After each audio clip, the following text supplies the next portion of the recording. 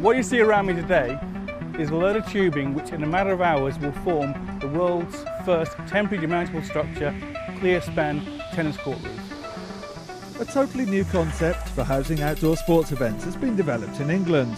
In a country well used to tough weather conditions during their summertime tennis tournaments, there's now a new opportunity to make sure that the game can continue, no matter what Mother Nature throws at the players.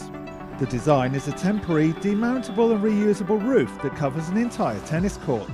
It offered a big challenge for the designers, and the most important part of the building process comes first, according to Chief Designer Damon Farrell. The structure itself could not happen without ground anchors. The ground anchors are the most integral part to this whole structure. For argument's sake, the X arch actually puts a lot of stress loads on each corner plates and foundation plates. If we weren't using ground anchors that pull the weight in a different angle, we'd probably be looking at a weight on each corner of being around 100 tons. Now that's not practical for anyone. Now this is a demountable structure. It needs to be on site, assembled and taken off site with no footprint left afterwards. So the ground anchors are the most important part to the actual assembly of the structure. So once they're installed, the metalwork then goes up like a jigsaw piece until you have the crowning point on top, assembles it together and actually confirms the rigidity of the structure. Then the membrane slips over the top and is connected back down to the ground anchors. The chosen venue for the construction's maiden appearance was a tough location, the Brodie's Champions of Tennis in windy Edinburgh, Scotland.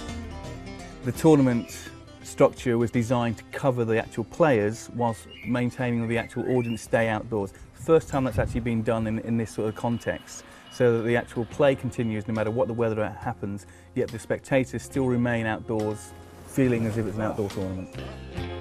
Brodie's Champions of Tennis tournament director Vicky Mendelsohn was very pleased with her innovative venue. I've organised events in Scotland for a long time, and one of the first questions that you get asked is, what are you going to do if it rains? And the one thing that we had to guarantee was that play went on regardless of what the weather, because we've only got the players for a certain amount of time. Finally, designer Damon Farrell is not resting on his laurels. He's got bigger plans than just tennis on the British Isles for his groundbreaking design. The structure could be used in so many more applications and for so many more reasons than just wind and rain, obviously, which is what it was used predominantly for in Edinburgh. For argument's sake, you take it to Rio, you take the structure outlet to Qatar States, etc., World Cups, etc. It acts as a fantastic sun shield and heat deflection. It's not just wind and rain it's designed for so much more. And having the ability to modulise it and increase its size, you can cover entire football pitches quite easily.